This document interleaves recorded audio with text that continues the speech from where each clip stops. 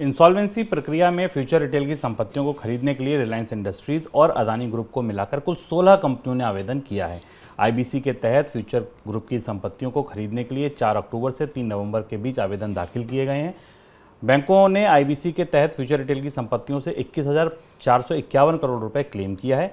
जिन कंपनियों ने future retail की संपत्तियों को खरीदने के लिए आवेदन किया है उन्हें 15 दिसंबर तक समाधान योजना की जानकारी देनी होगी।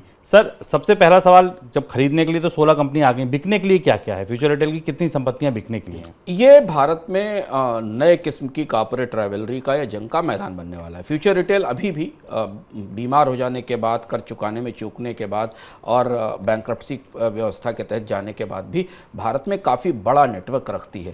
फ्यूचर रिटेल की रिटेल भारत की सुर्खियों में पिछले 3 साल से है। पहले हमने इसमें अमेजन और रिलायंस की लड़ाई देखी, उसके बाद कानूनी प्रक्रिया में देखी, और इस दरवाजे तक आने से पहले फ्यूचर रिटेल लगातार अपने कर चुकाने में डिफॉल्ट हुई और फिर बैंक अंततः इस कंपनी को, किशोर बियानी की कंपनी को, बैंक्रप्सी कोर्ट के तहत ले गए। ध्यान रखना जरूरी है कि भारत में संगठित रिटेल की क्रांति शुरू करने वाली यही कंपनी थी। भारत में पहली बार ऑर्गेनाइज रिटेल लेकर एक कंपनी आई थी और उसके बाद कंपनी के कुप्रबंधन का नतीजा यह हुआ कि हमने एक बड़ा विवाद भारत में देखा।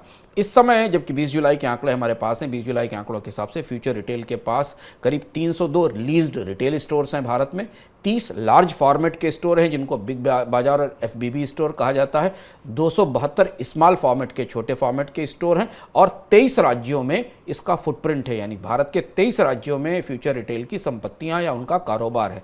इसके अलावा 947 स्टोर रिलायंस ने पहले ही टेक ओवर कर लिए थे उस लीज एग्रीमेंट के तहत, जिस पर काफ़ी विवाद हुआ था, और उन्हें वो फ्यूचर ग्रुप के साथ जो एग्रीमेंट एक्सपायर हुआ था, इन स्टोर्स को रीब्रांड करके रिलायंस ने स्मार्ट बाजार का नाम दे दिया है। ये बड़ा नेटवर्क है और इसको खरीदने के लिए भारत की में जो भी कंपनी इस बोली में आगे आती है उसे 21,000 करोड़ रुपए तो वो जो फ्यूचर रिटेल को भारत के बैंकरों की ऑपरेशनल क्रेडिटर, फाइनेंशियल क्रेडिटर्स के चुकाने हैं वो देने होंगे, और इसके बाद फिर बोलियां किस स्तर तक जाएंगी बाद में पता चलेगा। सर, अंबानी बोली लगा रहे हैं, समझ आ रहा है, ऑफलाइन में है, ऑनलाइन में। अदानी बोली लगा रहे हैं, वो तो इस बिजनेस में भी नहीं, ऐसा क्यों, क्या करेंगे? ये सबसे दिलचस्प एंट्री है शुभम। ये एंट्री इसलिए, अडानी रिटेल में नहीं थे और पिछले 5-6 सालों में हमने अडानी समूह की तरफ से इनऑर्गेनिक ग्रोथ की, टेक ओवर के जरिए, मर्जर के जरिए ग्रोथ की एक लंबी रणनीति देखी है। बिजली क्षेत्र में भी अडानी के सारी ग्रोथ हमने देखी, वो अधिग्रहणों के जरिए हुई, लॉजिस्टिक्स में अधिग्रहणों के जरिए हुई, एविएशन में कई सारे हिस्सों में अधिग्रहण के जरिए हुई, पर रिटेल एक ऐसा सेक्टर था जहां अमेजन पर आज हम चर्चा करेंगे, अमेजन मुश्किल में फंसी हुई कंपनी है, जहां आमतौर पर भारत में जो उभरती हुई सबसे बड़ी कंपनी थी वो रिलायंस रिटेल थी। अभी मेट्रो को के टेक ओवर के बाद रिलायंस बड़ी कंपनी बनकर उभरी है क्योंकि उसके पास B2B हो गया, और इसके अलावा रिलायंस का अपना भी जियो का ऑनलाइन नेटवर्क भी और रिलायंस का रिटेल का नेटवर्क भी। अडानी ने अप्रैल मून रिटेल के नाम से एक जॉइंट वेंचर बनाया है जिसमें अडानी एयरपोर्ट्स होल्डिंग और फ्लेमिंगो ग्रुप की हिस्सेदारी है। इस वेंचर ने अपना कैप या अपनी टॉवल जो भी कहें वो रिटेल के, ऑर्गेनाइज रिटेल के रिंग में फेंक दिया है। अभी तक अडानी की गतिविधियां किसी संगठित रिटेल में, चाहे वो ऑनलाइन साइट से हो, ऑफलाइन साइट से, नहीं है। इसके अलावा इसमें रिलायंस तो है ही, धर्मपाल सत्यपाल जो कि NCR की एक फर्म है उसने भी अपने आप को बिडिंग में डाला है, कैप्री ग्लोबल होल्डिंग्स है, OP जिंदल ग्रुप भी इसमें आगे है, आया है इस FRL के फ्यूचर रिटेल के एस्टेट्स को खरीदने के लिए।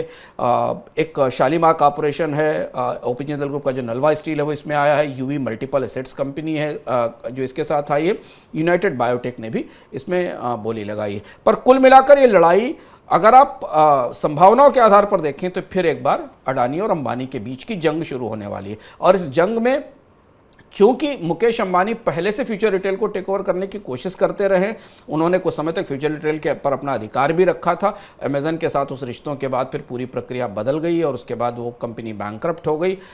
मुकेश अंबानी की कोशिश ये रहेगी कि वो अपने ऑफलाइन रिटेल के फुटप्रिंट का विस्तार कर सकें, और ज़्यादा उनके पास मौजूद है।